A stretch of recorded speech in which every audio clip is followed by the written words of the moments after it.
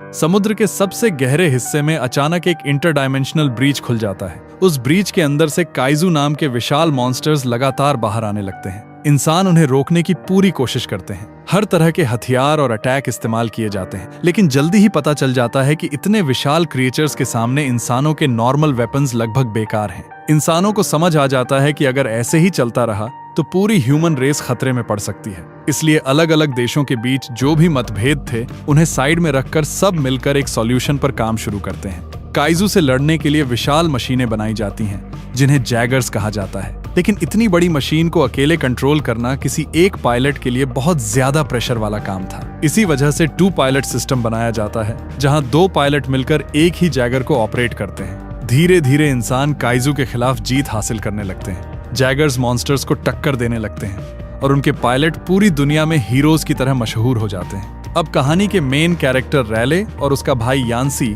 एक नए मिशन पर भेजे जाते हैं। उनका टारगेट एक कैटेगरी 3 काइजू है जिसका कोड नेम नाइफ हेड है। दोनों अपने जैगर के हेड सेक्शन के अंदर जाते हैं और अपने स्पेशलाइज्ड कॉम्बैट सूट पहनना शुरू करते हैं। इसके बाद हैच खुलते हैं और उन्हें नीचे एक विशाल मैकेनिकल बॉडी पर उतार दिया जाता है। उसका नाम है जिप्सी डेंजर। यह मशीन इतनी विशाल है कि उसके आसपास की हर चीज उसके सामने छोटी दिखाई देती है। जैसे ही जिप्सी डेंजर को डॉकिंग बे की तरफ ले जाया जा रहा होता है, रैले और यान्सी उसके साथ सिंक होना शुरू कर देते हैं। इसका मतलब है कि एक न्यूरल लिंक दोनों को उनकी यादों के जरिए आपस में कनेक्ट कर देता है। इसी कनेक्शन की वजह से वे मिलकर एक ही जैगर को कंट्रोल कर सकते हैं। उसी दौरान मार्शल स्टैकर दोनों भाइयों को ऑर्डर देता है कि वे अपनी पोजीशन पर ही रहें और बेस को गार्ड करें। लेकिन रैले और यान्सी उस ऑर्डर को फॉलो नहीं करते। तूफान के बीच अभी भी 10 लोग बाहर फंसे हुए होते हैं, इसलिए दोनों उन्हें बचाने निकल पड़ते हैं। उसी वक्त एक विशाल काइजू समुद्र से बाहर निकलता है और लोगों से भरी फिशिंग बोट के सामने आकर खड़ा हो जाता है। लेकिन अटैक होने से ठीक पहले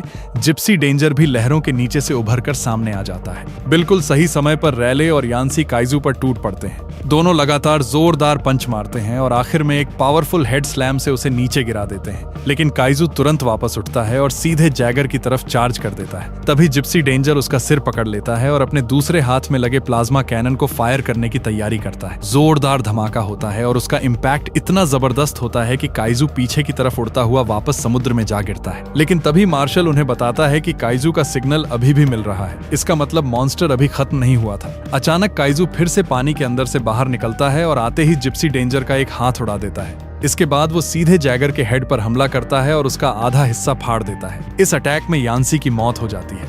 अब रैले को अकेले ही जैगर पायलट करना पड़ता है। रैले प्लाज्मा कैनन फायर करने की कोशिश करता रहता है, जबकि दूसरी तरफ नाइफ हेड लगातार जिप्सी डेंजर को टुकड़ा टुकड़ा करके तबाह करता जा रहा होता है। आखिरकार रैले किसी तरह प्लाज्मा कैनन फायर करने में कामयाब हो जाता है। जोरदार ब्लास्ट सीधे काइजू को लगता है और उसके बाद दोनों के सिग्नल गायब हो जाते हैं। रैले बच जाता है और अकेले ही बुरी तरह डैमेज हुए जिप्सी डेंजर को किनारे तक ले आता है। कुछ देर बाद एक आदमी और उसका पोता रैले को ढूंढ लेते हैं और उसकी जान बचा लेते हैं। फिर कहानी सीधे 5 साल आगे बढ़ जाती है। अब यूनाइटेड नेशंस जैगर प्रोग्राम को बंद करने का फैसला कर रही होती है। वजह ये थी कि काइजू जैगर्स को जितनी तेजी से तबाह कर रहे थे, इंसान उतनी तेजी से नई मशीनें बना नहीं पा रहे थे। उनका फैसला होता है कि बड़े बड़े शहरों के चारों तरफ विशाल वॉल्स बनाई जाएं, ताकि काइजू को अंदर आने से रोका जा सके। मार्शल स्टैकर हार मानने को तैयार नहीं होता। वो अब भी जैगर प्रोग्राम को जिंदा रखने की कोशिश करता रहता है। दूसरी तरफ रैले भी पायलट की जिंदगी छोड़ चुका होता है। अब वो कोस्टल वॉल प्रोग्राम में एक बिल्डर के तौर पर काम करके अपनी जिंदगी चला रहा होता है।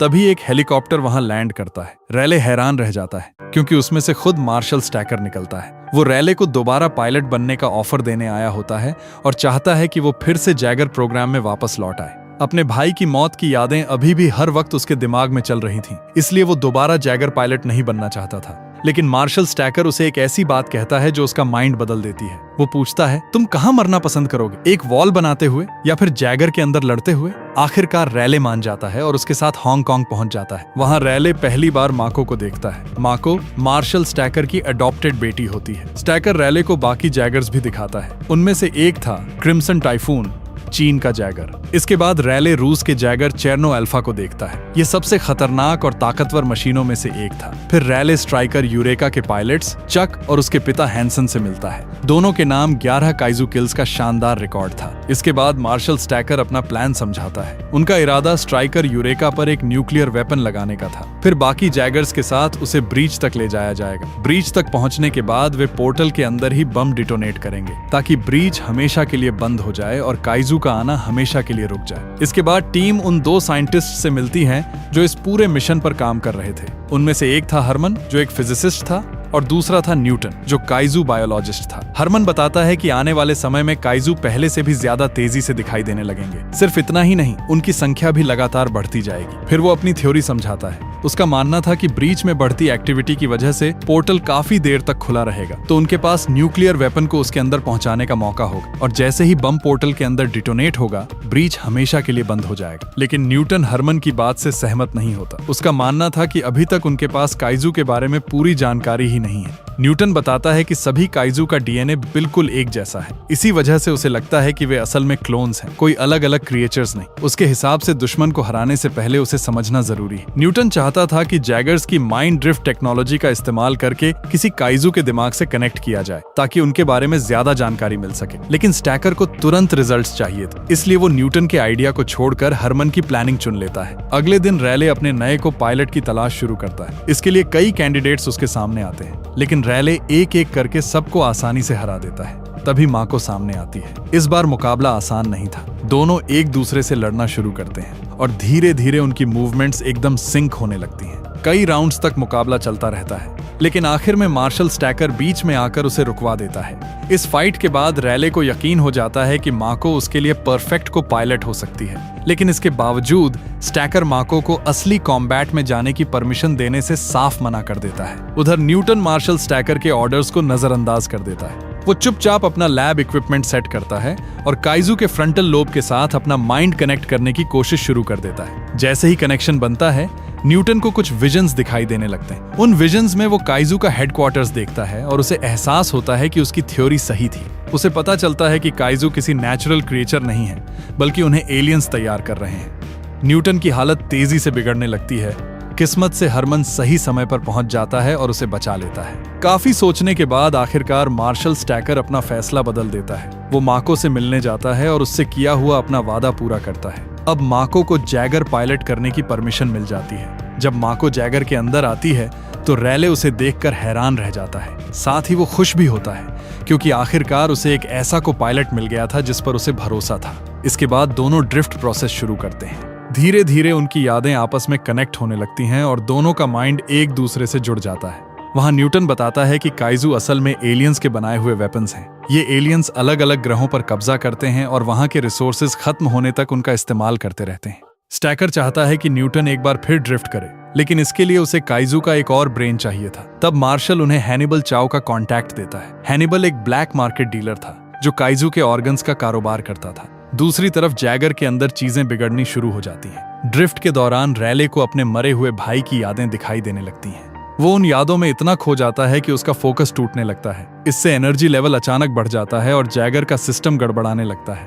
उधर माको भी अपनी पुरानी यादों में खींचने लगती है। ड्रिफ्ट की वजह से उसकी यादें भी सामने आने लगती हैं और हालात धीरे धीरे कंट्रोल से बाहर जाने लगते हैं। असल में जब माको छोटी थी तब एक काइजू ने उसके माँ बाप को मार दिया था। उस घटना के बाद से उसके मन में काइजू का गहरा डर बैठ गया था। ड्रिफ्ट के दौरान वही पुरानी यादें फिर से उसके सामने आ जाती हैं। रैले उसे उन यादों से बाहर निकालने की कोशिश करता है। धीरे धीरे वो उन यादों को ही सच मानने लगती है और उसी हालत में जिप्सी डेंजर का प्लाज्मा कैनन एक्टिवेट कर देती है। हालात बहुत खतरनाक हो जाते हैं, लेकिन सही समय पर क्रू वेपन सिस्टम्स को डिसएंगेज कर देता है। इसी वजह से पूरी फैसिलिटी तबाह होने से बच जाती है। रैले तुरंत माको के पास पहुंचता है। तभी माको धीरे धीरे उन डरावनी यादों से बाहर आकर होश में आने लगती है। उधर दूसरी तरफ न्यूटन आखिरकार ब्लैक मार्केट में हैनिबल चाओ को ढूंढ लेता है। लेकिन जैसे ही हैनिबल को पता चलता है कि न्यूटन ने काइजू के ब्रेन के साथ ड्रिफ्ट किया था, वो बुरी तरह भड़क जाता है। हैनिबल न्यूटन को समझाता है कि यह कनेक्शन सिर्फ एक तरफ नहीं होता। अगर न्यूटन ने काइजू के माइंड में झांका है तो दूसरी तरफ एलियंस ने भी न्यूटन और इंसानों के बारे में जानकारी हासिल कर ली होगी। उधर हेडक्वार्टर्स में नई रिपोर्ट्स आने लगती हैं। सीस्मिक एक्टिविटी दिखा रही थी कि इस बार एक नहीं बल्कि डबल इवेंट होने वाला है। इसका मतलब था कि 2 कैटेगरी 4 काइजू आने वाले थे। हालात को देखते हुए मार्शल स्टैकर चेरनो, अल्फा और क्रिम्सन टाइफून को मॉन्स्टर्स से लड़ने के लिए भेज देता है। वहीं स्ट्राइकर यूरेका को पीछे रहने का ऑर्डर मिलता है ताकि वो हार्बर को डिफेंड कर सके। जहां तक रैले और माको की बात थी, स्टैकर उन्हें इस मिशन में शामिल नहीं करता। जैगर्स समुद्र की तरफ बढ़ने लगते हैं। हेलीकॉप्टर्स उन्हें तट के पास छोड़ देते हैं, जबकि स्ट्राइकर यूरेका उनके पीछे पीछे आगे बढ़ रहा होता है। कुछ ही देर बाद क्रिम्सन टाइफून अपने आसपास मूवमेंट्स डिटेक्ट करता है। तभी अचानक ओटाची पानी से बाहर निकलता है और अपनी पूंछ से सीधा अटैक करके टाइफून को पानी में उड़ा देता है। लेकिन क्रिम्सन टाइफून जल्दी रिकवर कर लेता है और अपनी मशहूर थंडर क्लाउड फॉर्मेशन इस्तेमाल करना शुरू कर देता है। लेकिन जब वे अपने ब्लेड से उसे खत्म करने की कोशिश करते हैं तो ओटाची उनके अटैक को रोक देता है। वो तेजी से ऊपर उछलता है, ओटाची को हवा में पलट देता है और फिर उसे वापस समुद्र में फेंक देता है। इसके बाद ओटाची फिर से क्रिम्सन टाइफून पर फोकस करता है। वो अपनी पूंछ से लगातार अटैक करता है और आखिरकार टाइफून का सिर अलग कर देता है। अपने साथियों को खत्म होता देखकर रूसी टीम तुरंत ओटाची की तरफ चार्ज करती है, लेकिन इस बार ओटाची अपने मुंह से एसिड फेंकता है। उधर ऑस्ट्रेलियन टीम अपने साथियों को बचाने के लिए तेजी से बैटलफील्ड की तरफ बढ़ती है, लेकिन तभी एक और खतरा सामने आ जाता है। लेदरबैक समुद्र से बाहर निकलता है और चेरनो अल्फा पर हमला शुरू कर देता है। ओटाची अब ऑस्ट्रेलियन टीम का सामना करने आगे बढ़ता है। स्ट्राइकर यूरेका उसे तुरंत नीचे गिरा देता है। उधर चेरनो अल्फा की हालत और खराब हो जाती है। लेदरबैक उसे समुद्र के अंदर धकेल देता है और फिर ऐसा अटैक करता है कि जैगर अंदर से ही फट जाता है। दूसरी तरफ स्ट्राइकर यूरेका लेदरबैक को पकड़ लेता है और उसे हवा में उठा देता है। फिर वो काइजू को वापस पानी में फेंकता है और अपने मिसाइल्स लॉन्च करके उसे खत्म करने की तैयारी करता है, लेकिन लेदरबैक खतरे को भांप लेता है। अटैक होने से ठीक पहले वो एक विशाल ईएमपी पल्स छोड़ता है। उस पल्स का असर इतना बड़ा होता है कि स्ट्राइकर यूरेका बंद पड़ जाता है और शहर के लगभग सभी इलेक्ट्रॉनिक्स भी काम करना बंद कर देते हैं। स्टैकर के पास कोई दूसरा ऑप्शन नहीं बचता, इसलिए वो रैले और माको को बैटलफील्ड में जाने की परमिशन दे देता है। उनका जैगर न्यूक्लियर रिएक्टर पर चलता था, इसलिए ईएमपी अटैक का उस पर कोई असर नहीं हुआ था। उधर न्यूटन भी शहर में भागता फिर रहा था। ड्रिफ्ट के बाद ओटाची उसे ढूंढने निकल चुका था और रास्ते में इमारतें तबाह करता हुआ पूरे शहर में हड़कंप मचा रहा था। दूसरी तरफ स्ट्राइकर यूरेका बुरी तरह फंस चुका था। तभी पीछे से जिप्सी डेंजर एंट्री मारता है और काइजू का ध्यान अपनी तरफ खींच लेता है। लेदरबैक पूरी ताकत से जिप्सी की तरफ चार्ज करता है, लेकिन रैले और माको तेजी से मूव करके उसके पीछे पहुंच जाते हैं और उसके हथियारों को तबाह कर देते हैं। इससे लेदरबैक और भी गुस्से में आ जाता है। वो जिप्सी डेंजर को उठाकर किनारे की तरफ फेंक देता है, लेकिन जिप्सी बिना किसी बड़े नुकसान के लैंड कर जाता है और तुरंत वापस लेदरबैक की तरफ दौड़ पड़ता है। इसके बाद रैले और माको लगातार पंच बरसाने लगते हैं, लेकिन काइजू जल्दी संभल जाता है और दोबारा चार्ज कर देता है। इस बार जिप्सी उसे रोक लेता है और प्लाज्मा कैनन तैयार कर देता है। अगले ही पल वे लगातार प्लाज्मा ब्लास्ट्स फायर करना शुरू कर देते हैं। अटैक इतना ताकतवर था कि लेदरबैक का हाथ अलग हो जाता है और आखिरकार वो बेहोश होकर गिर पड़ता है। लेदरबैक को हराने के बाद जिप्सी डेंजर तुरंत ओटाची की तलाश में निकल पड़ता है। रैले जानता था कि अगर देर हुई तो ओटाची न्यूटन तक पहुंच सकता है। कुछ देर बाद ओटाची को पीछे से किसी बड़ी चीज के आने का एहसास होता है। वो मुड़कर देखता है और सामने जिप्सी डेंजर को पाता है, लेकिन इस बार जिप्सी खाली हाथ नहीं था। वो अपने पीछे एक विशाल कार्गो शिप घसीटता हुआ आ रहा था। रैले और माको उस कार्गो शिप को तलवार की तरह इस्तेमाल करना शुरू कर देते हैं। वे लगातार ओटाची पर वार करते हैं और उसे पीछे धकेलने लगते हैं।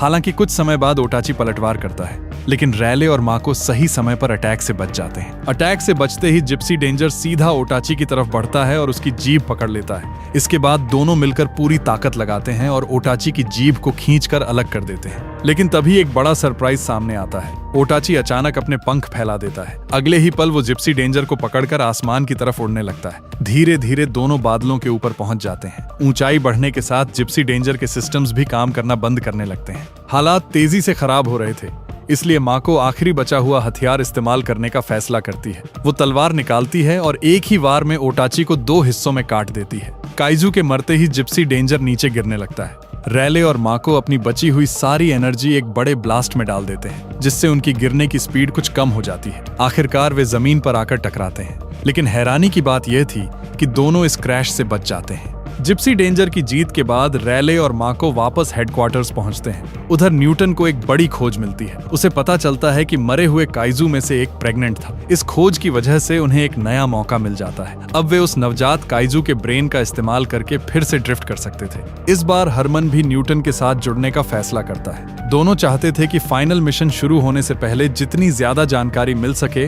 उतनी इकट्ठी कर ली जाए। दोनों ड्रिफ्ट में जाते हैं और काइजू की यादों के अंदर छिपे राज देखने लगते हैं। यहीं उन्हें ब्रीच के बारे में एक बेहद अहम सच पता चलता है। दोनों को एहसास हो जाता है कि टीम का मौजूदा प्लान काम नहीं करेगा। वे तुरंत मार्शल स्टैकर को यह जानकारी देने निकल पड़ते हैं। उसी दौरान स्टैकर भी एक बड़ा फैसला ले चुका होता है। हैंसन की चोटों की वजह से अब वो उसे मिशन पर नहीं भेजना चाहता था, इसलिए स्टैकर खुद स्ट्राइकर यूरेका पायलट करने का फैसला करता है। मिशन शुरू होने से पहले चक अपने पिता से विदा लेता है। उसे पता था कि शायद यह उनकी आखिरी मुलाकात हो सकती है। इसके बाद दुनिया की आखिरी उम्मीद बने दोनों जैगर्स समुद्र में उतरते हैं और सीधे ब्रीच की तरफ बढ़ने लगते हैं। जैसे जैसे वे गहराई में जाते हैं, उन्हें महसूस होता है कि पानी के अंदर कुछ भी साफ दिखाई नहीं दे रहा था। थोड़ी देर बाद वे ब्रीच के काफी करीब पहुंच जाते हैं। उधर न्यूटन और हरमन जल्दी से कमांड रूम में पहुंचते हैं। दोनों तुरंत स्टैकर और बाकी टीम को रुकने के लिए कहते हैं। फिर वे बताते हैं कि उनका प्लान असल में काम नहीं करेगा। ब्रीच के अंदर जाने के लिए काइजू का डीएनए चाहिए होता है। बिना उसके पोर्टल किसी को अंदर नहीं जाने देगा। लेकिन वे पूरी बात समझा भी नहीं पाते कि तभी रडार एक और सिग्नेचर पकड़ लेता है।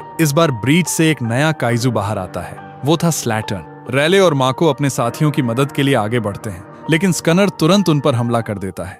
दोनों किसी तरह उसे पीछे धकेल देते हैं, लेकिन तभी राइजू पीछे से अटैक करता है और जिप्सी डेंजर का एक हाथ अलग कर देता है। इसके बाद राइजू पूरी रफ्तार से उनकी तरफ चार्ज करता है, लेकिन रैले भागने के बजाय अपनी तलवार सीधी उसके सामने कर देता है। राइजू अपनी ही स्पीड की वजह से तलवार से टकरा जाता है और 2 हिस्सों में कट जाता है। स्लैटर्न स्ट्राइकर यूरेका पर हमला करता है और उसे ब्रीच से दूर धकेल देता है, लेकिन स्टैकर और चक भी जवाबी हमला करते हैं। दोनों अपनी तलवारें उसके अंदर घोंप देते हैं। स्लैटर्न तुरंत मदद मांगता है और अगले ही पल बाकी काइजू भी पूरी स्पीड से स्ट्राइकर यूरेका की तरफ टूट पड़ते हैं। स्टैकर समझ जाता है कि अब बच निकलना लगभग नामुमकिन है। तभी वो एक आखिरी फैसला लेता है। वो तय करता है कि खुद को ही बम की तरह इस्तेमाल करेगा, ताकि जिप्सी डेंजर के लिए रास्ता साफ हो सके और रैले माँ को ब्रीच तक पहुंच सके। अगले ही पल स्टैकर बम डिटोनेट कर देता है। एक विशाल धमाका होता है और पूरे इलाके में तबाही मच जाती है। जिप्सी डेंजर किसी तरह उस इम्पैक्ट को झेल लेता है और सीधे ब्रीच की तरफ बढ़ने लगता है। इसके बाद जिप्सी डेंजर स्लैटर्न की बॉडी के साथ ब्रीच के अंदर पहुंच जाता है। उधर ऑक्सीजन की कमी की वजह से माँ को बेहोश होने लगती है।